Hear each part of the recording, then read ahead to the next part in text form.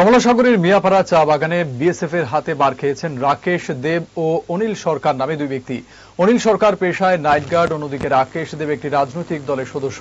শুক্রবার রাতে স্থানীয় বিএসএফ এর sector commander Aditya Singh, S Chowdhury ও সিং সর্দারের বিরুদ্ধে দুই যুবককে মারধরের অভিযোগ তুলেছেন।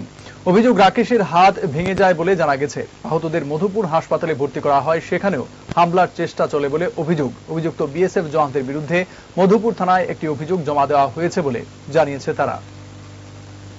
আমি অফিসে বারিন্দার দ্বারা রয়েছি, সময় এক কোয়ার্টার থেকে বাইরেছে, তো আমরা তো কি কোনো শব্দ পাইলে বাইরে যেমন লাগে।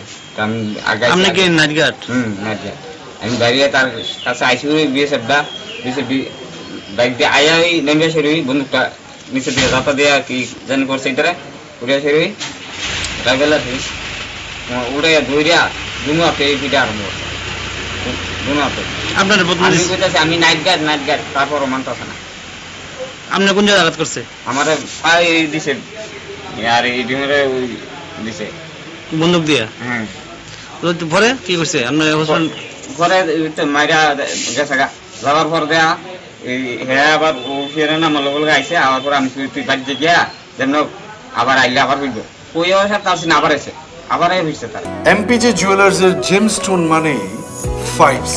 তার মানে আপনি যখনই এমপিজে থেকে জেমস্টোনস কিনতে যাবেন, আপনি পাবেন অ্যাকুরেট কালার, সূক্ষ্ম কাট, অসামান্য ক্ল্যারিটি, সঠিক ক্যারেট, আর পাবেন এমপিজে জুয়েলার্সের ক্রেডিবিলিটি। এমপিজে গ্রহরত্নের বিশ্বস্ত ঠিকানা।